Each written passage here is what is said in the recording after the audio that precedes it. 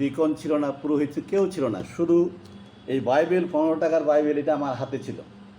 এবং এটা পড়তে পড়তে জানতে জানতে আমি দেখেছি যে তার আশীর্বাদ একদম ঝর্ণার ধারার মতো উপচে পড়ার মতো, আর যেটা আমার জীবনে ঘটেছে, আর যার পরিপ্রেক্ষিতে আজকে আপনাদের সামনে এখানে আমি উপস্থিত হতে পেরেছি এবং এই বাক্য বিভাজন করার জন্য সে সক্ষমতা অর্জন করেছি। আমি বিশ্বাস করি যতজন এখানে আছেন অন্যের কাছে শিক্ষা অর্জনের চেয়ে স্বশিক্ষা বাইবেলের কাছ থেকে নেওয়ার জন্য আমি আপনাদেরকে উৎসাহিত করছি।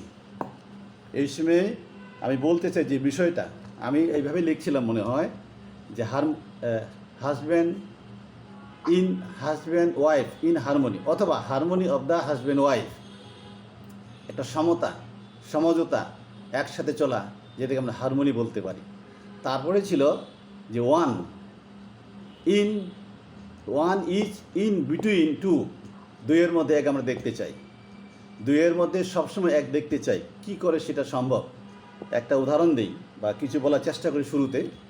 যদিও শাস্ত্রের অংশ আমরা পড়েছি, আদি পুস্তক পড়েছি, ইফিসীয় পড়েছি, করন্থীয় পুস্তকও পড়েছি আমরা, কিন্তু আগে আমি যেটা বলতে চাচ্ছি, যখন বলা হয় হাজব্যান্ড, তখন এই কথার অর্থই হচ্ছে যে আমি গৃহের মধ্যে বন্দী, হাউস বন্ড, আমি একটা গৃহের মধ্যে বন্দী হয়ে গেলাম।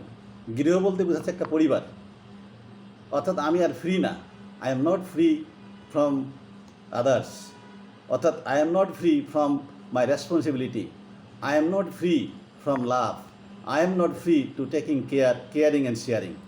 এটা বুঝতে হবে। কিন্তু আমি হাজব্যান্ড, আমি অলরেডি গৃহের মধ্যে, পরিবারের মধ্যে আমি বন্দী, আবদ্ধ।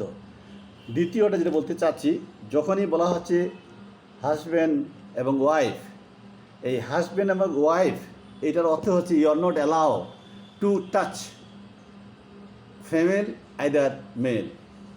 যখন আপনি স্বামী স্ত্রীর এই সম্পর্ক স্থাপন করেছেন, তখন আপনি আর কখনো না স্বামী স্ত্রীর জীবন চলাকালীন যেদিন থেকে শুরু, এর মাঝখানেও না কোনো, আপনি যদি পুরুষ মহিলাকে স্পর্শ করতে পারবেন না, you are not allowed to touch any female. এবং যদি আপনি স্ত্রী হয়ে থেকে থাকেন, you are not allow to touch the man or male. এইটাকে বলা স্বামী স্ত্রী, না হলে এইটা কোনো দরকার ছিল না। এই জন্য আদি পুস্তকের 2 অধ্যায় 18 পদ তিনি এই কথা বলছেন, যেটা আদি পুস্তক দেখে, আর সদাপ্রভু ঈশ্বর কহিলেন, মনুষ্যের একাকী থাকা ভালো নয়, আমি তাহার জন্য তাহার অনুরূপ সহকারিণী নির্মাণ করি। যদি আমার স্ত্রী আমার উপস্থিতিতে স্বামী স্ত্রীর সম্পর্কের মধ্যে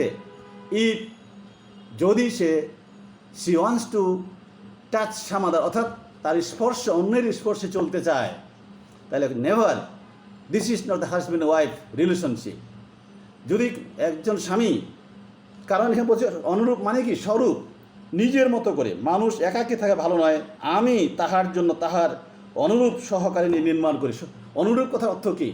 what ever I M A husband, ঠিক অ্যাজ লাইক মি, মানে আমার চেহারা মতো না, আমার চিন্তা, আমার দর্শন, আমার purpose, either spiritual, either social, either physical, holistic, total. আমি আমার সঙ্গে যাকে আমি গ্রহণ করেছি, যাকে বিয়ে করেছি, অথবা যার সঙ্গে আমার বিয়ে হয়েছে, অথবা যে দুজন আমরা বিয়েতে আবদ্ধ হয়েছি, আমরা একই ভাবনার, একই চিন্তার, কি সামাজিক, কি আধ্যাত্মিক, কি আপনার অন্য কোনো ব্যাপারে, দর্শন, চিন্তা, ভীষণ সমস্যার মধ্যে দিয়ে অনুরূপ হতে হবে। দুই দর্শন, দুইটা পারপাসের মধ্যে যদি স্বামী স্ত্রী হয়, তাহলে সেটা হবে না। কারণ তার অন্যের সংস্পর্শে বেশি সময় কাটাবে।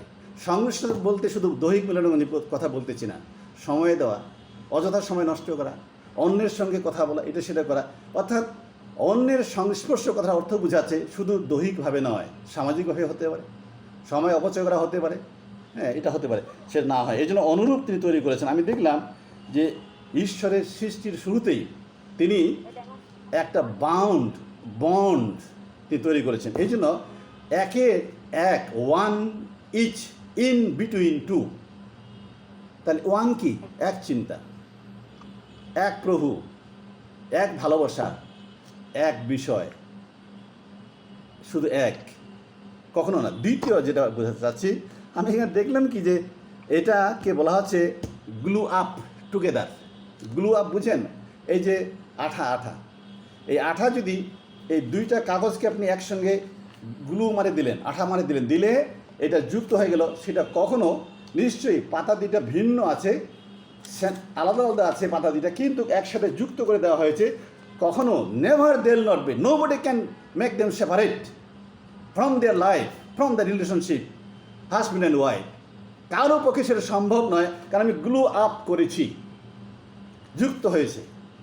এটা কারো পক্ষে সম্ভব না। যদি সম্ভব হয় তাহলে এটা গ্লু আপ হয় নাই, অর্থাৎ স্বামী স্ত্রীর সম্পর্ক হয়নি, শুধু নাম মাত্র, সামাজিকতা। এটা অথবা আমার ইচ্ছা ছিল না, আমাকে বিয়ে দিয়েছে, বা কারো জোর করে করা হয়েছে সংসার করো। হ্যাঁ, এটা ঈশ্বরের ইচ্ছা সমরূপভাবে হয় নাই, মনোভাবাপন্ন সেটা হয় নাই। তৃতীয় যেটা বলতে চাচ্ছি, তৃতীয়টার বিষয় হচ্ছে এই, বলছে কি love but not lead. Very important. Love, আপনি স্বামী স্ত্রী একে অপরকে অবশ্যই ভালোবাসবেন, কিন্তু পরিচালনা করবেন না। Don't try to lead, don't try to control each other. আমি যদি স্বামী স্ত্রীকে কন্ট্রোল করার চেষ্টা করি, তাকে পরিচালনা করার চেষ্টা করি, সেটা হবে ডিকটেটরশিপ। এটা তো সমরূপ হইল না, সেটা আমার একসঙ্গে মিল না, দর্শনের সঙ্গে মিল না। এই জন্য বলছে লাভ থাকবে, love must, but don't do the leading. Lead চলবে না, লিড চলবে না। এই তিনটা জিনিস খুব গুরুত্বপূর্ণ। একটা বলছি কি যে অন্য কোনো ফিমেল বা মেলকে টাচ করা যাবে না। দ্বিতীয়টা বলছি গ্লু আপ করা। তৃতীয়টা বলছি ভালো অবশ্যই বাঁচতে হবে, কিন্তু পরিচালনা লিড দেওয়ার জন্য নয়, ডিক্টেটরশিপের জন্য নয়। তৎসঙ্গে সঙ্গে আমি যুক্ত করতে চাই, যেমন এখানে বলছে, কি বলছে কথাটা, 24 পদ যেটা আমরা পড়েছি আদি পুস্তক 2 অধ্যায় 24 পদ। এখানে দেখেন সুন্দর করে লেখা আছে, এই কারণ মনুষ্য আপন পিতা মাতাকে ত্যাগ করিয়া আপন স্ত্রীতে আসক্ত হইবে এবং তাহারা একাঙ্গ হইবে।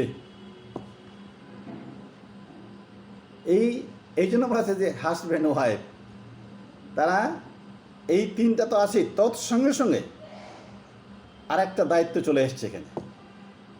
তিনটা দায়িত্ব। একটা হচ্ছে কি, তারা প্রথমে নিশ্চয়ই এখানে একটা উপমা দিয়েছেন, একটা উদাহরণ তিনি দিয়েছেন, এখানে বলেছেন কথাটা যে কী হবে। এই বাইবেলের প্রথমেই একদম সৃষ্টির শুরুতেই মানুষ যখন এই দুইজন হইল, তখনই এই কথা বলছে বাবা মাকে ত্যাগ করে। কিন্তু আমরা কি করছি, আমাদের কৃষ্টি কালচার কী করছে, বাবা মাকে নিয়ে ঘর সংসার করছে। পারলে বোন ভাতিজা ননদ শাশুড়ি শ্বশুর একসাথে বসবাস করছে। বাইবেল এটাকে অ্যালাউ করে না, ঈশ্বরের বাক্য এটা অ্যালাউ করে না। সম্মান দেওয়া, যেমন 10 আজ্ঞার মধ্যে কি পিতা মাতাকে সম্মান, ঠিক আছে, আমি সমাদর করা মানে এই নয় যে আমাদের স্বামী স্ত্রীর মধ্যে তারা ঢুকে বসবে, স্বামী স্ত্রীর মধ্যে তারা কর্তৃত্ব খাটাবে। কারণ এখানে স্বামী স্ত্রী কর্তৃত্ব খাটানো যায় না। কী করে একজন শ্বশুর শাশুড়ি, বাবা মা, ভাই বোন, আত্মীয় স্বজন, তারা সেটার মধ্যে নাক গলাতে পারে? নিশ্চয়ই না। এই জন্য এখানে বলছেন সরাসরি, এই কারণ মনুষ্য আপন পিতা মাতাকে ত্যাগ করিয়া আপন স্ত্রীতে আসক্ত হইবে এবং তাহার একাঙ্গ হইবে। এক, গ্লু আপ।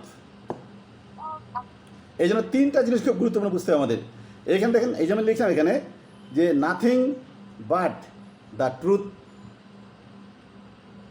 একটা কি হচ্ছে জানেন, যেটা আমরা দেখলাম যে এখানে লেখা থাকে না, বিধিনিষেধ নাই অন্যান্য এনজিওর মতো বা চার্চের মতো অথবা কোনো চাকরির মতো, অথরিটি একটা থেকে থাকে।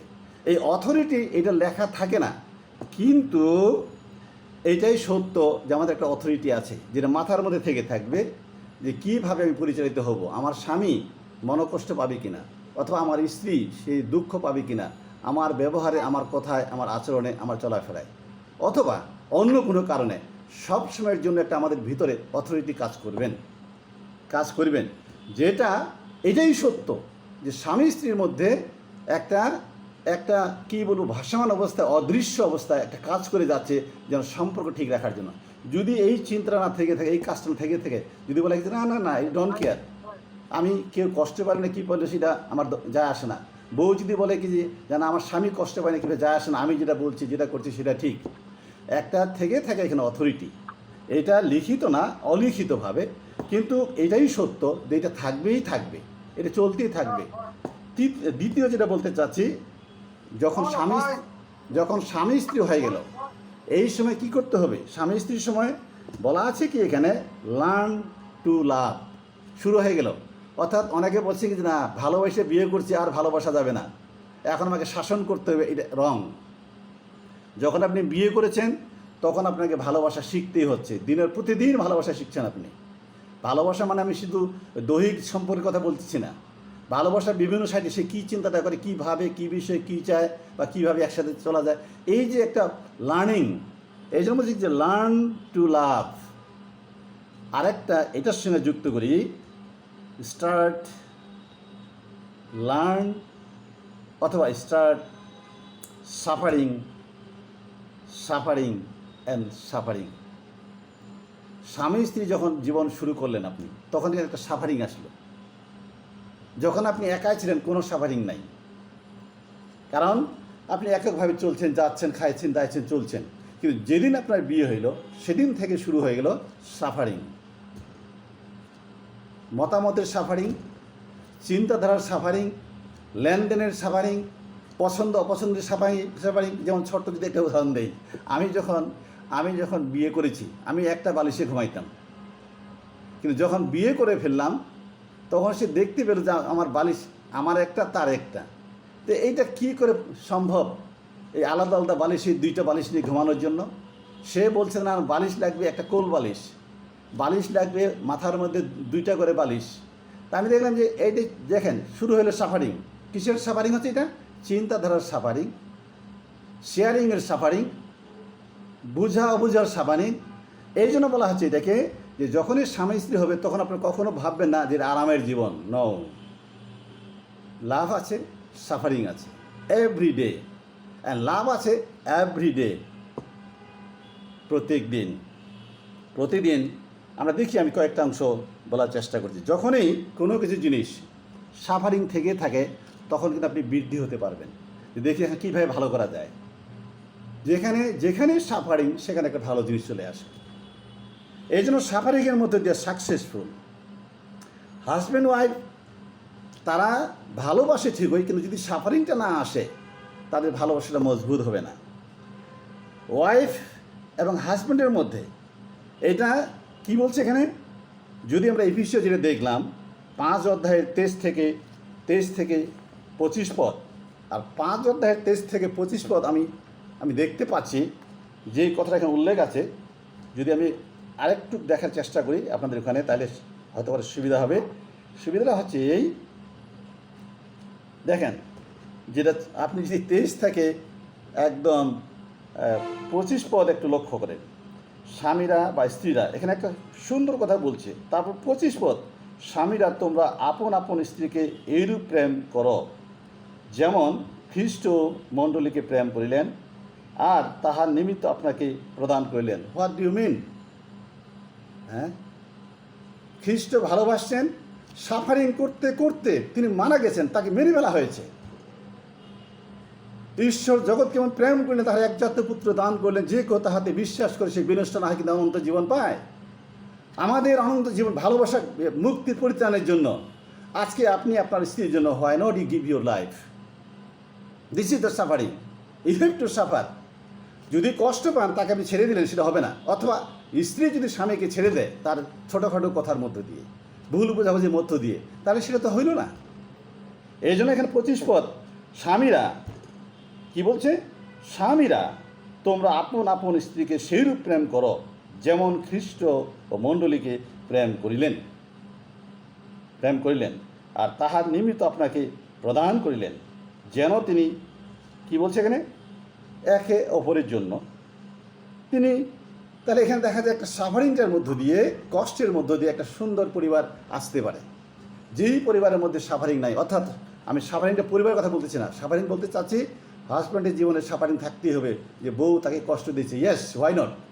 তারপরে স্ত্রীর জীবনে সে সাফারিং থাকতে হবে, যে তার স্বামী তার কথা শুনে না হতে পারে, তার নিজের মত ব্যক্ত করে, কিন্তু সেটা how both side they can minimize, they can work with harmony, understanding. আমরা এখানে যে দেখতে পাচ্ছি যে এই সাফারিং কী করছে, আমাদের পিউরিটি করছে। এই সাফারিং আমাদের কী করছে, ক্লিননেস করছে। এই সাফারিং আমাদের কী করছে, একটা ভালো কথা বলতে শেখাচ্ছে। যেমন কথা বলতে গিয়ে আঁকাবাঁকা কথা হয় না, ভালো কথা বলতে শেখাচ্ছে। এই সাফারিং কী করছে আমাদের, গিভিং অনার ইচ আদার। আপনি যখন স্বামী যদি একটা অন্যায় করলো, বউ তার সামনে বসলো, তার সঙ্গে কথা বললো, শরীর কথা বললো, স্ত্রী যদি অন্যায় করলো, তারপর স্বামী হতে পারে বলছে এই কথাটা, একে উপরে ভাইস ভার্সা। এই জন্য দেখা যায় এইগুলো আমাদের ম্যাচুরিটি করে। আমি দেখি যে যখনই সাফারিংটা আসে, this is the plus point, this is the positive to grow up for Lord, for the kingdom of god, for the church, for the society, and for the family, even for the children. আমি একটা অংশে দেখাতে চাই, যেটা প্রথম পিতর 3:7 আমরা প্রথম পিতর 3:7 দেখি কি লেখা আছে এখানে। প্রথম পিতর 3:7 এখানে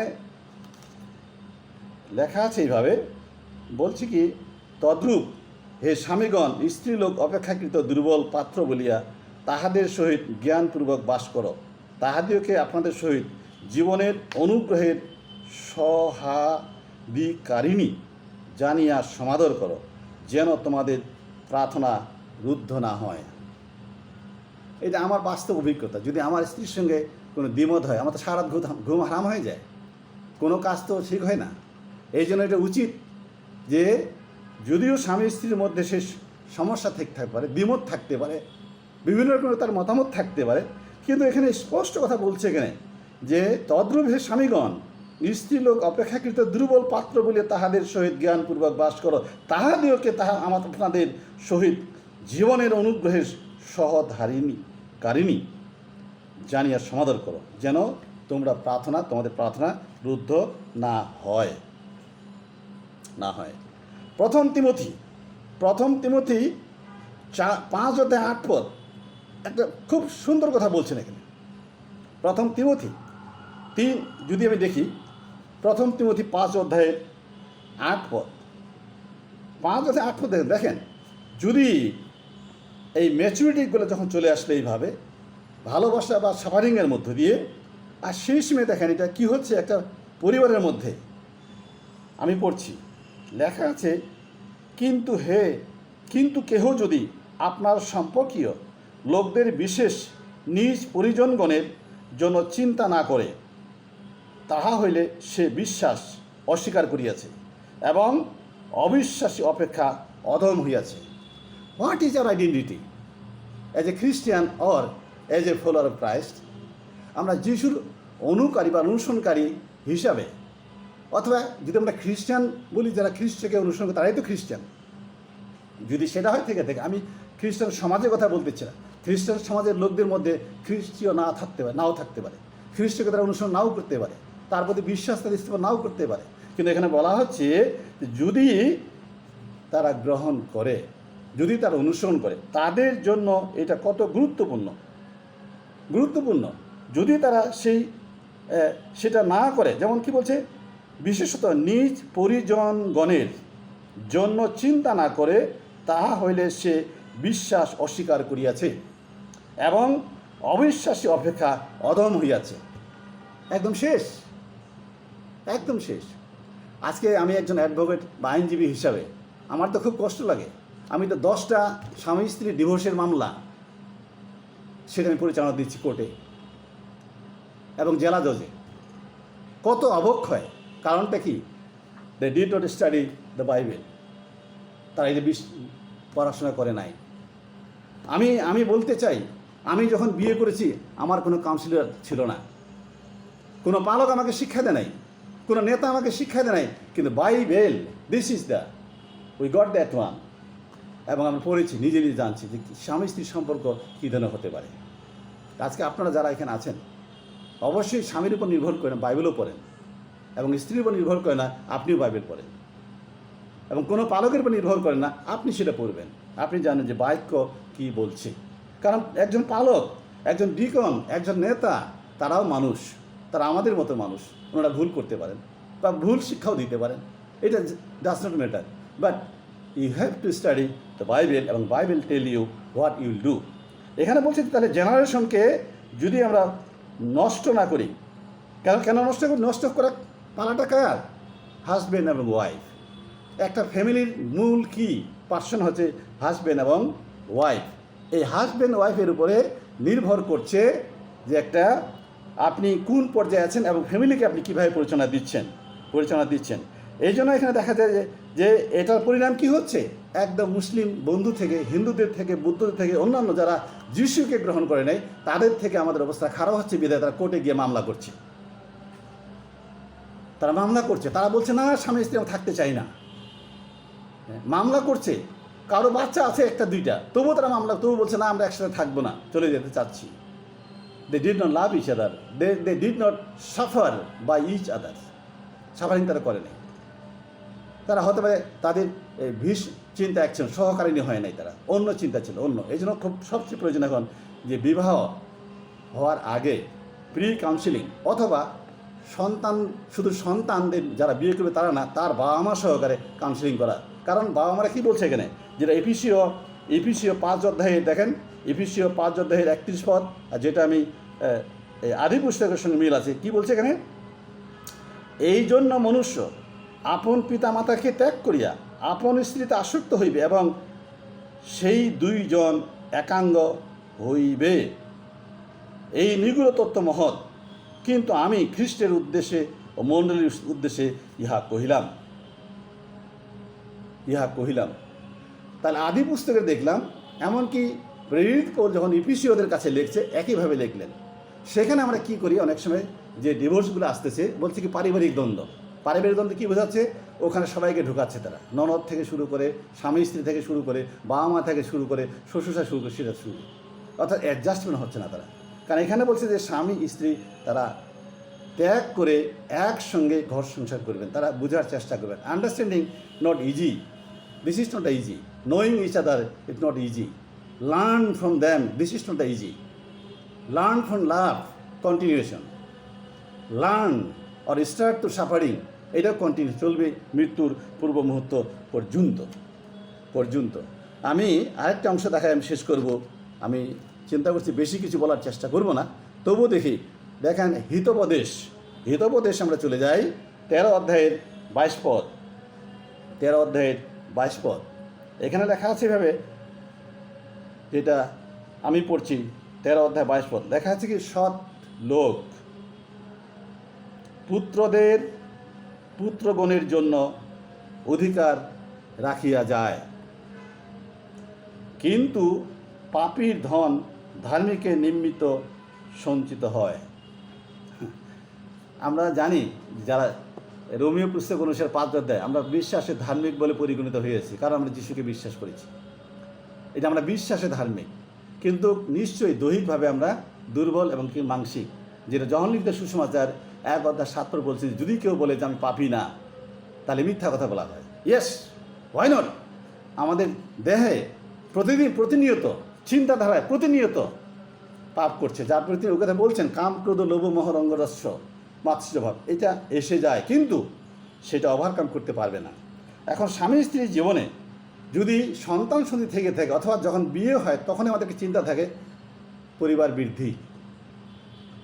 বৃদ্ধি, এদের আশীর্বাদ আমরা রেখে যেতে পারি যদি সৎ অথবা ধার্মিক বলতে বোঝাচ্ছি যারা খ্রিস্টের অনুসরণকারী, যারা যিশুকে ভালোবাসেন, এইটা আমরা রেখে যেতে পারি। নচেত এইখানে শুধু যেন এই আমরা অর্থ না বুঝাই, এই সঞ্চিত অর্থ না, আমাদের অর্থ বলতে বোঝাচ্ছে আমাদের ক্যারেক্টার, অর্থ বলতে বোঝাচ্ছে আমাদের নৈতিকতা, অর্থনীতি বোঝাচ্ছে আমাদের বিশ্বাস, অর্থ বলতে বোঝাচ্ছে আমাদের চলাফেরা, যেটা যেটা অ্যাজ লাইক ক্রাইস্ট। এটা একটা সম্পদ, investment for the children, for the family, for the next generation, for the next generation. আমি আরেকটা অংশ দেখায় শেষ করার চেষ্টা করব, যেটা যেটা এইভাবে যদি আমরা চিন্তা করে দেখি, যেটা 1 Corinthians 1 অধ্যায়ের 7 অধ্যায়ের 39 পদ, যেটা আমরা পড়েছি, এখানে পড়েছি, আমি একটু শুধু হাইলাইট করতে চাচ্ছি। এখানে লেখা আছে কি, যতদিন স্বামী জীবিত থাকে ততদিন স্ত্রী আবদ্ধ থাকে, কিন্তু স্বামী নিদ্রাগত হইলে পর সে স্বাধীনা হয়, যাহাকে ইচ্ছা করে তাহার সহিত বিবাহিতা হইতে পারে, কিন্তু কেবল প্রভুতেই। অনেকে আজকে আমি স্ত্রী হারা, ঠিক আছে, এখন করার কি আছে আমার? এখন কি তার জন্য আমি মানুষের কাছ থেকে বলবো যে ভাই আসেন প্রার্থনা করি তার জন্য, ভালো জীবনের জন্য? এখন কি আমি বলবো ঠিক আছে আমাদের কাউন্সিলিং দরকার? এখন কি আমি বলবো যে ভাই আমি বাইবেল পড়ছি যেন আমার স্ত্রীর সঙ্গে আমার সম্পর্ক ভালো হয়? আমি কি এখন বলবো যে চলো একসাথে চার্চে যাই? নেভার। শেষ, এটা শেষ। যতক্ষণ পর্যন্ত তাদের জীবন থেকে থাকে, Recording in progress.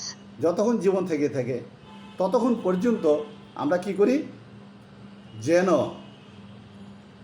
Caring, sharing, এমনকি loving each other, this is the continue, এটা চলমান। এবং এইটাই হলো আমাদের প্রমাণ করছে, এটাই আমাদের একটা কি জীবন। আমরা জানি, আপনারা দেখলেন কিনা প্রথমেই, women came out of the men, women came out of man. স্ত্রীরা পুরুষের কাছ থেকে এসেছে, কিন্তু পুরুষরা স্ত্রীর কাছ থেকে আসে নাই, এটা বাইবেল প্রমাণ করে না। হ্যাঁ, সন্তান জন্ম দেয় সে ঠিক আছে, সেখানে ছেলে মেয়ে জন্ম দিচ্ছে সে, কিন্তু যখন তিনি এখানে এই 25 পদ দেখলেন, 23 পদ দেখেছেন, বলছি কি এই পুরুষকে, আদমকে তার পাঁজর দিয়ে, তার মানে এই নয় যে আমার স্ত্রী আমার হাড্ডি, নিশ্চয়ই না, ওইটা তো শাস্ত্রের কথা।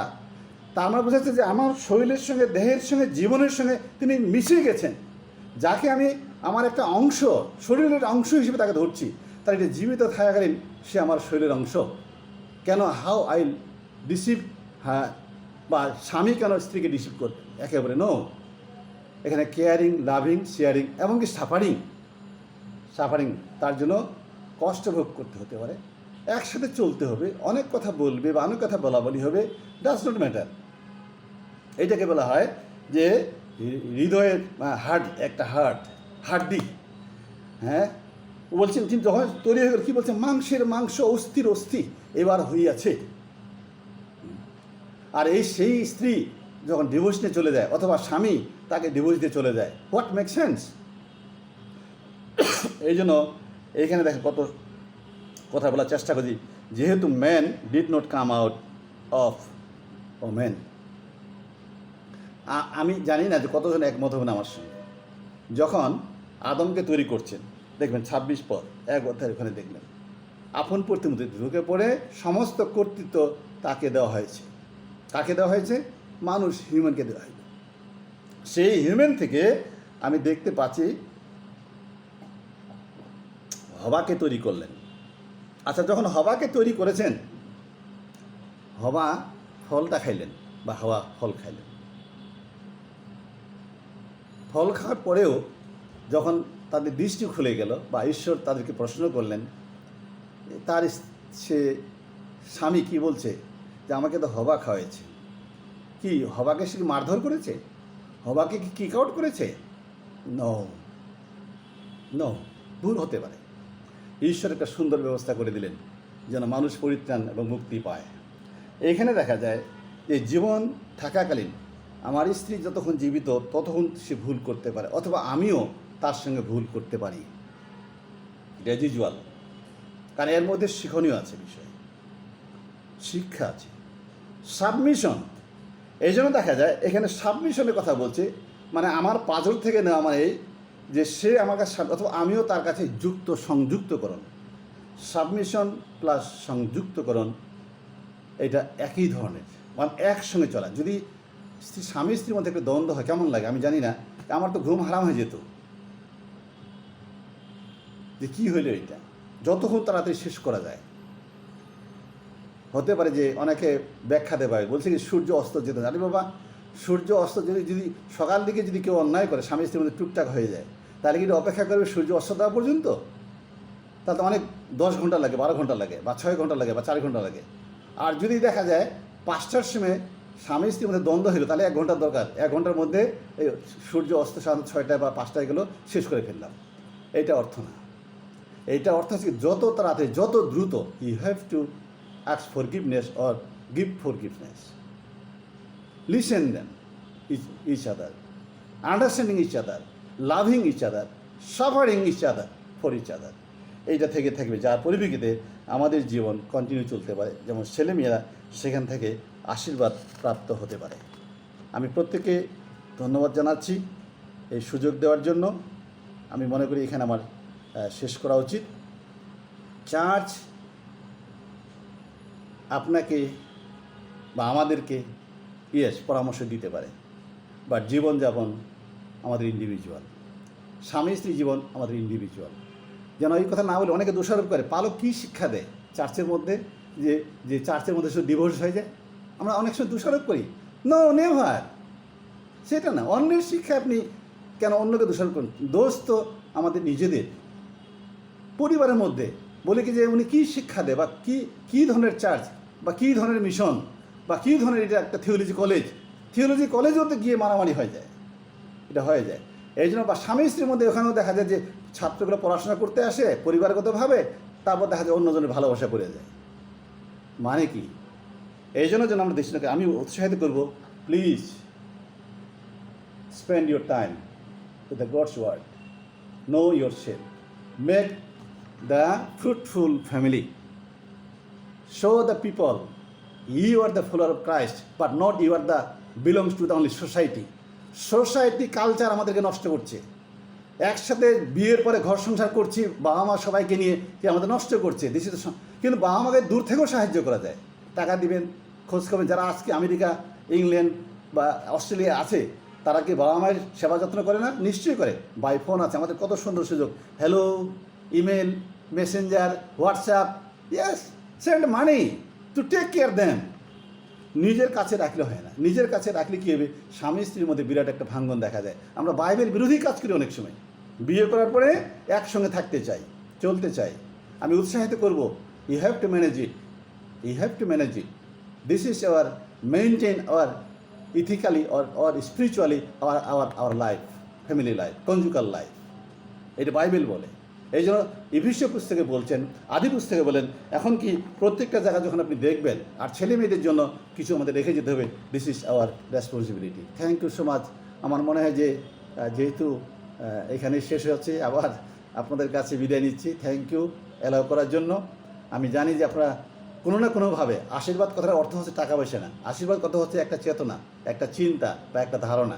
আমি বিশ্বাস করি প্রত্যেকেই কিছু না কিছু একটা ধারণা নিয়েছেন, সেটাই হলো আমাদের জীবনের জন্য আশীর্বাদ। অনেক ধন্যবাদ আপনাদেরকে, অনেক ধন্যবাদ। Thank you so much. Okay, ধন্যবাদ সুরেশ দা, অনেক ধন্যবাদ। খুব সুন্দর ঈশ্বরের বাক্য।